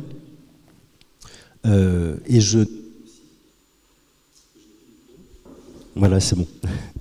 J'aime aussi que l'évolution du droit, en tout cas l'évolution de la jurisprudence administrative sur la question des accompagnements jeunes majeurs, elle est due principalement en fait aux mineurs isolés étrangers, puisque ce sont eux qui ont l'habitude de faire des recours, qui sont accompagnés par ailleurs par d'autres associations. J'ai vu que RESF était présent cet après-midi. Donc ils ont fait, je dirais, ils ont solidifié le droit pour tous les jeunes de l'aide sociale à l'enfance, et c'est quelque chose qu'on tient à remarquer depuis 10 ans. Effectivement, c'est grâce à eux, en tout cas, que la jurisprudence est de plus en plus favorable aux jeunes de l'aide sociale à l'enfance. Une question a été posée tout à l'heure sur finalement quand un jeune a un refus, sa minorité est contestée, finalement il n'y a plus rien. Et je crois que quelqu'un demandait est-ce qu'il ne pourrait pas exister quelque chose, je ne sais plus comment c'était formulé, mais un dispositif d'État qui permettrait en fait à des migrants dont la minorité a été contestée d'être quand même pris en charge. Mais moi je vais vous donner un dispositif, c'est l'accompagnement provisoire jeune majeur. L'accompagnement provisoire jeune majeur, il n'est pas réservé aux jeunes qui ont été pris en charge à l'aide sociale à l'enfance. L'accompagnement provisoire jeune majeur, il est pour tout jeune ne bénéficiant pas de soutien familial suffisant et de ressources matérielles. Donc quand je lis les critères, je comprends que n'importe quelle personne, migrante ou non, pourrait y avoir accès, sauf si je me trompe. Mais en tout cas, pour le coup, il me semble qu'il y a cette possibilité-là qui existerait. Mais encore faudrait-il que cette aide-là, elle ne soit pas facultative. Pour l'instant, elle est facultative et donc il faut aller faire un recours pour y avoir accès. Ça, c'était sur l'accès au droit. Évidemment, sur l'accès au séjour, c'est le gros sujet auquel on est confronté.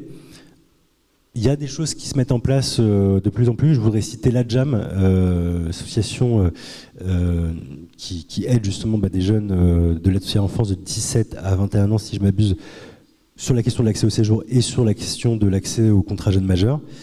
C'est une solution très intéressante. Sur Paris, il y a la plateforme René Cassin. Donc c'est l'aide sociale à l'enfance de Paris qui a mis en place toute une plateforme accessible à tous les mineurs isolés étrangers par le biais de leurs éducateurs sur la question de l'accès au séjour. Donc ça, c'est des dispositifs assez robustes qui ont été mis en place ces dernières années et qui nous semblent intéressants, en tout cas à faire grossir et à essaimer ailleurs en France. Dernier sujet que je voulais aborder, c'est celui de je dirais le sujet peut-être un peu plus politique, de la représentation et puis du plaidoyer. Plusieurs choses là-dessus. On a un rôle à repère important puisqu'on siège dans les commissions de sélection des appels à projets. Et je regrette que Stéphane Troussel soit parti. J'aurais eu deux choses à lui dire. Alors une chose très concrète d'actualité, c'est par rapport aux Crous, puisque vous savez peut-être que les Crous vont être réquisitionnés pour les athlètes. J'aurais voulu qu'il s'exprime sur cette aberration. Vraiment, c'est quelque chose qui est quand même assez incroyable. Et il suffit d'écouter quelques étudiants de repères, il y avait un repas hier qui en ont parlé, ça paraît juste dingue. Donc voilà, j'aurais aimé qu'il s'exprime sur ce sujet. Et le deuxième sujet sur lequel j'aurais aimé qu'il s'exprime, c'est celui qu'il a mentionné tout à l'heure. Il a parlé notamment de la sortie des mineurs isolés étrangers des hôtels, qui n'est pas totalement parfaite en Seine-Saint-Denis. Il y a encore quand même beaucoup de jeunes à l'hôtel. Et il a fait un appel à projet il y a quelques années, effectivement, avec des places dédiées. Il a dit on a mis en place des places dédiées. Nous, à Repère, on est absolument contre les places dédiées pour les MNA. Si on parle de République ici, je pense que ça ne va pas jurer. On parle de République, mais en même temps, en fait, on met les mineurs isolés étrangers dans les mêmes structures. C'est-à-dire qu'on ne les mélange plus comme c'était le cas avant avec les autres jeunes de la protection de l'enfance.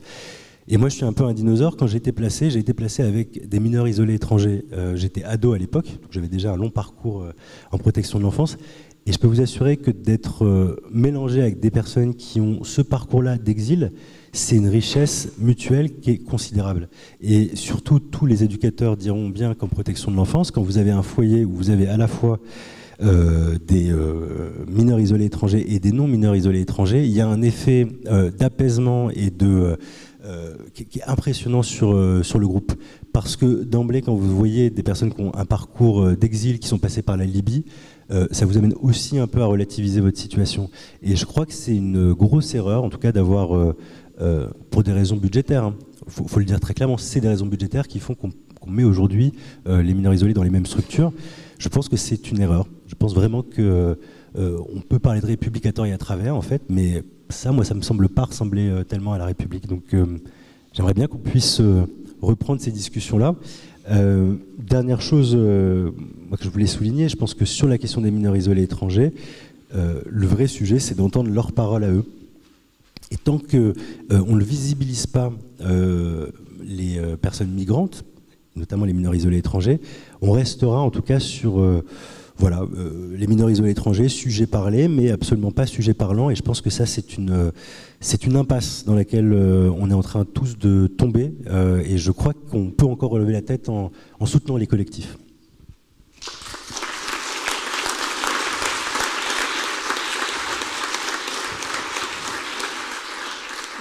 Merci. Vous ouvrez du coup la discussion de façon assez engagée. Donc la parole circule. Alors, si vous voulez bien lever la main, si vous souhaitez prendre la parole. Voilà, tu as deux personnes à ta droite. Levez la... Voilà. Vous m'entendez? Ouais.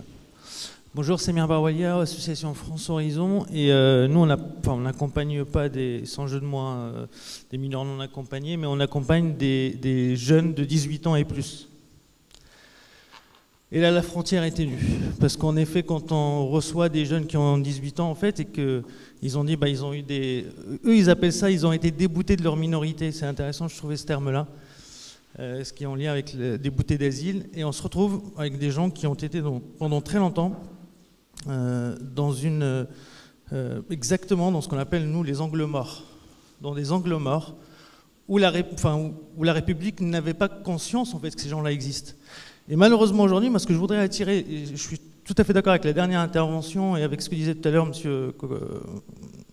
Cohen-Haddad, c'était il faut aussi que la République s'intéresse à ces gens-là en mettant en avant toute la richesse de notre belle République pour travailler, pour la formation haute, parce que malheureusement il y a de plus en plus d'associations, j'allais dire,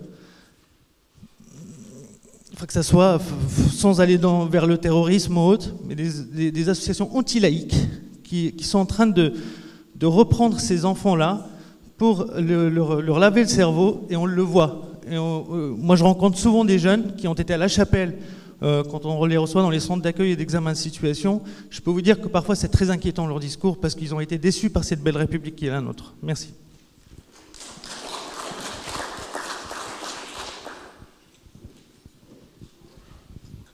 Bonjour tout le monde et merci pour cette... Bonjour tout le monde, Adama Traoré, merci pour cette opportunité que vous nous donnez, et c'est très intéressant tout ce qu'on entend. Moi, je veux partir des aberrations qui peuvent être source d'inspiration. On entend pas mal de choses. Quand on s'habituait, par exemple, à la situation, je trouvais j'ai eu froid dans le dos, du cas du viol à Rouen. Les efforts colossaux qui sont faits aujourd'hui, c'est vraiment de l'humanisme, de l'humanisme que nous faisons. Mais il y a tellement de choses à faire que ça paraît insuffisant. Donc je pense qu'il faut le souligner. Mais il y a une lueur d'espoir. C'est M. Cohen qui le disait, je pense. En fait, il faut vraiment intégrer cette question de l'immigration dans sa complétude. N'oublions pas que ça part de loin, cette immigration. Et je pense que nous devons aujourd'hui avoir des gens éclairés de l'autre côté. Parce que je suis effaré d'entendre que nous n'arrivons pas à avoir les cartes d'identité ou l'histoire de ces jeunes. Par contre, c'est des anciennes colonies françaises. Nos ambassades y sont. Nous sommes capables d'être là-bas pour pouvoir accompagner et avoir ces pièces d'identité. En tout cas, ces informations pour orienter. Je crois que c'est un pilier à ne pas négliger. Un autre point, il faudrait qu'il y ait une collaboration forte entre ces gens, en tout cas tout le travail qui est fait dans les collectivités aujourd'hui, c'est colossal. Quand j'entends que des gens sont formés et qu'après, ils n'ont pas la capacité d'occuper des postes, alors qu'il y a un besoin, tout est à faire de l'autre côté, je pense qu'il peut y avoir une connexion. Et encore une fois, c'est peut-être notre rôle à nous, tout est symbole. Il y a certains, moi je ne suis ni mineur, et je suis accompagné. Je pense qu'on peut aider de l'autre côté à mener des projets qui peuvent servir. La crise ukrainienne montre aujourd'hui qu'il y a un besoin, par exemple, de céréales. Alors qu'on se demande s'il ne faut pas changer de modèle. Le maïs étant trop consommateur, il faut peut-être prendre le sorgho qui pousse large à menu de ce côté-là. Voilà des projets sur lesquels nous pouvons être présents et faire revenir ces gens qui sont partis, qui sont aujourd'hui là, qui ont une formation très intéressante, qu'on peut redéployer sur ces territoires-là. Donc, mon message, c'est essayons de mettre en connexion tout ce qui se fait au niveau des collectivités, qui semble être peut-être un rejet ou un déchet, et qui peut avoir tout un potentiel de l'autre côté. Sinon, le cas malheureux du maire qui a rendu sa démission parce qu'il est tout simplement dépassé, peut être un cas qui peut se reproduire, et ça serait dommageable pour toute la République. Je vous remercie. On va prendre une troisième question de l'autre côté. Voilà. Bonjour, Charles-Emmanuel Ballanger, ONG Aide et Action, Action Éducation. Ce matin, nous avons entendu beaucoup d'intervenants et de nombreux dispositifs, que ce soit des dispositifs de l'État, que ce soit des associations, organisations de la société civile. Est-ce qu'il ne serait pas temps d'imaginer des espaces de concertation et de coordination au niveau départemental pour faire rencontrer l'ensemble de ces acteurs pour traiter de cette question? Quelqu'un l'a dit dans une intervention, chacun dans son couloir de nage. Est-ce qu'il ne serait pas temps d'ouvrir la piscine pour que tout le monde nage au milieu de la piscine et puis puisse trouver des solutions qui permettent de traiter cette question et les différentes problématiques auxquelles sont confrontés ces mineurs isolés? Dans d'autres secteurs, des espaces de concertation multidisciplinaires, multi-acteurs fonctionnent, existent. Encore faut-il que certains prennent l'initiative et qu'il y ait une volonté de l'État derrière et que l'ensemble des partenaires suivent. Mais je pense que c'est... je vous soumets la question. Est-ce que ce n'est pas une idée à creuser et qui pourrait en être à l'initiative? Merci pour votre question, Chadi. Alors peut-être M. Pasco veut-il répondre sur la question de la piscine, du grand bassin?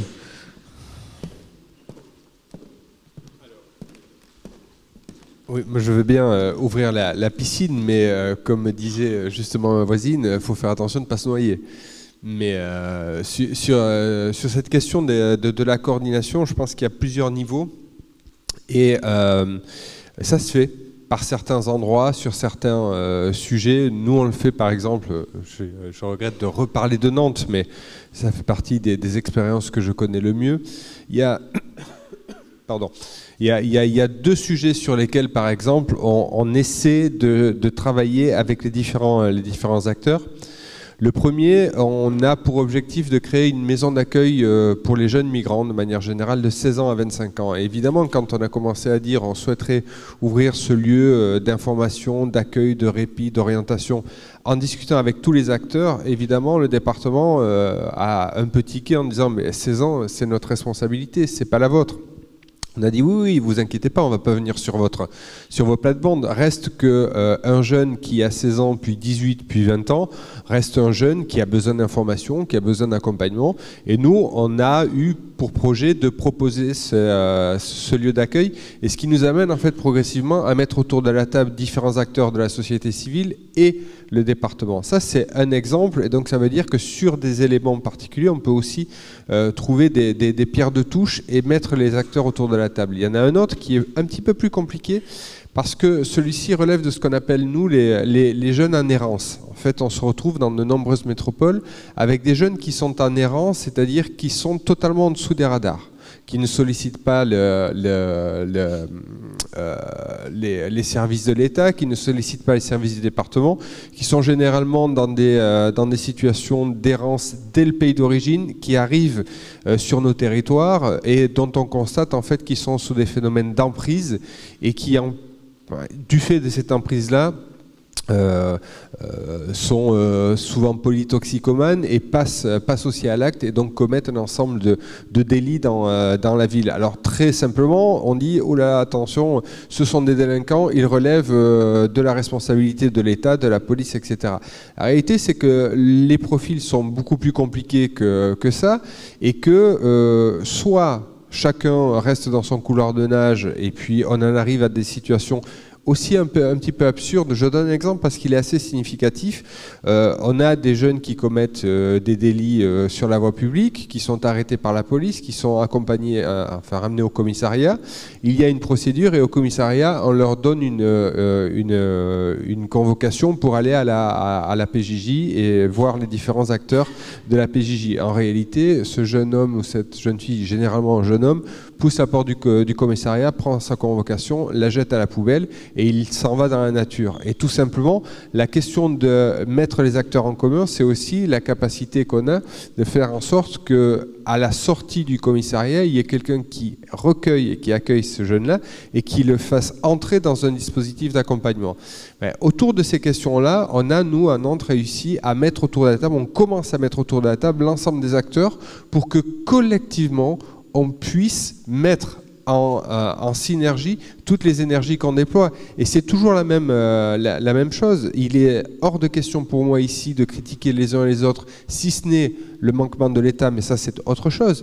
Mais chacun travaille dans sa mission, dans sa tâche. La plupart du temps, tout le monde le fait en conscience et de manière tout à fait satisfaisante, sauf que effectivement les lignes de nage sont là. Et comment est-ce qu'on arrive à coordonner toutes ces actions et tout ce travail de manière à pouvoir apporter des réponses appropriées aux personnes pour lesquelles on se mobilise tous. Monsieur Cohen-Haddad avait quelque chose à ajouter sur l'atomisation des acteurs. Une vision, parce que les trois questions intéressantes, bien entendu, et deux sujets pour moi. Il y a comment on peut faire en sorte de voir cette atomisation et de réunir ce qui peut sembler épars. Ça, me semble-t-il extrêmement important, mais de ne pas créer un guichet unique qui soit plus d'administratif dans un domaine, et vous l'avez tous dit, et on l'a tous dit, il faut plus de souplesse. Parce que ce qui fait qu'il y ait une atomisation des initiatives, y compris dans le monde économique, c'est que c'est parfois plus facile de faire mieux tout seul que faire ensemble, parce que il faut remplir un formulaire en numérique, il y a des bugs, et puis on va attendre des subventions qui n'arriveront jamais. Donc il y a ce problème-là, d'à la fois de réunir des initiatives, de valoriser les bonnes pratiques, et puis d'éviter que de l'administratif s'ajoute à l'administratif et donc à la complexification et donc à un peu d'immobilisation et d'immobilisme. Ça, c'est le premier point. Le deuxième point, c'est la promesse républicaine. Ça a été bien dit. Et là, on est totalement en phase. Si on ne vend rien, on a des dispositifs qui ne servent à rien. Il faut vendre un projet, ce projet de promesse républicaine. Et ce projet de promesse républicaine, ça a été dit aussi par Stéphane Souel, c'est comment on peut mieux vivre et mieux travailler dans nos cités. Si on n'est pas d'accord déjà, l'ensemble des acteurs, l'État, la région, les départements, les entreprises, les associations, pour cette insertion par l'activité économique, ça ne sert à rien. Ce sont que de belles paroles. Donc tout ça fait partie d'un projet républicain, inclusif, de partage, avec aussi des valeurs, parce qu'il faut le dire. Et là, il y a une limite, c'est qu'on ne peut pas accepter tout le monde. Et si on ne voit que le côté positif et on ne voit pas le côté négatif, eh ben on n'y arrivera pas. Donc je pense que ce qui est important, c'est ce type, et c'est pour ça que j'étais très heureux ce matin d'être là, de débattre ensemble et d'essayer de trouver des solutions. Malheureusement, il n'y a pas de martingale selon moi. On avait une remarque sur ce risque de voir cette richesse, cette jeunesse et cette diversité échapper aux valeurs de la République parce que préemptée par des communautés qui trouvent un intérêt à les mobiliser. Je ne sais pas qui veut s'exprimer sur ce sujet. Moi, peut-être déjà pour dire que ce n'est pas les communautés, si vous voulez, qui viennent. C'est justement la démission en fait, au niveau de l'accompagnement. C'est ces jeunes qu'on laisse dans la rue en fait, pendant des mois avant qu'il y ait une prise en charge à l'aide sociale à l'enfance. Donc, enfin, je veux dire, il ne faut pas déplorer les effets dont on chérit les causes. C'est-à-dire que vraiment, en fait, prendre le bout par le côté communauté me paraît quand même assez gros. Je crois que, vu la situation des mineurs isolés étrangers, c'est vraiment pas par le bon bout qu'on le prend. Le vrai sujet, c'est quel accompagnement on leur propose. C'est pas du tout la question de savoir, en fait, je sais plus comment vous avez dit, monsieur Cohen-Haddad, est-ce qu'il y a trop... Enfin, je sais plus comment vous l'avez dit, en fait, on peut pas accueillir tout le monde. Bah, en fait, ce qu'on connaît, c'est le droit de l'enfant. C'est-à-dire qu'en fait, à partir du moment où la minorité est reconnue, en fait, la France n'a pas le choix. C'est comme ça, c'est-à-dire qu'on a signé des conventions internationales. Et ben, exactement, il faut les moyens. Je pense que c'est d'abord les droits de l'enfant et ensuite les moyens qui suivent. Et je crois que c'est le vrai sujet. C'est que s'il y a bien un sujet, et Michel ne me contredira pas là-dessus, sur lequel en fait on ne raisonne pas comme ça, c'est celui des droits de l'enfant en fait. Les droits de l'enfant en fait c'est toujours la même chose, c'est oui il faut du fric en fait, mais ça attendra. Donc en fait au bout d'un moment ça a bien 2 minutes. Il y a tellement d'autres sujets sur lesquels en fait on ne raisonne pas comme ça. Dernière chose sur la question des droits des mineurs isolés étrangers. La communauté, en fait, déjà la communauté en soi n'est pas un problème, il me semble. La communauté, elle peut devenir un problème quand elle est enfermante, quand elle est complètement... elle vous enclave dans quelque chose, ça c'est sûr. Mais en soi, c'est pas pour moi un sujet. Pour moi, le sujet numéro 1, c'est évidemment celui du droit, des droits de l'enfant et des droits des étrangers. On voit bien en fait que les choses se complexifient. Je vous renvoie à un article du Monde Diplo de l'an dernier, quand le droit des étrangers devient la règle pour tous. Je vous invite vraiment à le lire. Qui nous dit 3 choses. 1, les complexités autour du droit des étrangers, c'est-à-dire ce droit qui est fluctuant, etc., en fait, favorisent les passeurs. De manière très claire. Et c'est sourcé, c'est l'IRIS qui a fait une étude là-dessus. 2, ce droit fluctuant est complètement insécurisant pour les personnes concernées, en fait une main-d'œuvre corvéable à merci, qui accepte n'importe quelle cadence. Et alors je peux vous donner des exemples très concrets de jeunes qui sont venus à Repère en fait, en nous disant des trucs complètement aberrants en fait, sur leurs conditions de travail, avec une concurrence évidemment pour les salariés en fait, français, faut le dire clairement. Et puis troisième chose, le droit des étrangers est de plus en plus un laboratoire en fait, pour le droit de tous les Français. Et il y a plein d'exemples qui sont donnés dans cet article du Monde Diplo, notamment les conditions de rétention, etc., qui se durcissent et puis petit à petit en fait commencent à être expérimentés. Donc je pense que le sujet très fort c'est celui-ci et celui de la communauté. Il y a effectivement ce que disait M. Cohen-Haddad, notamment dans le travail communautaire. Je partage aussi en partie cette analyse-là, pour le coup. On l'a vu effectivement des situations en fait aussi absolument aberrante en fait venant de la communauté. Mais pour moi c'est pas le sujet numéro 1. Je pense que si on prend si on s'intéresse pas à la cause qui fait qu'il y a un repli communautaire, on risque de se tromper de combat.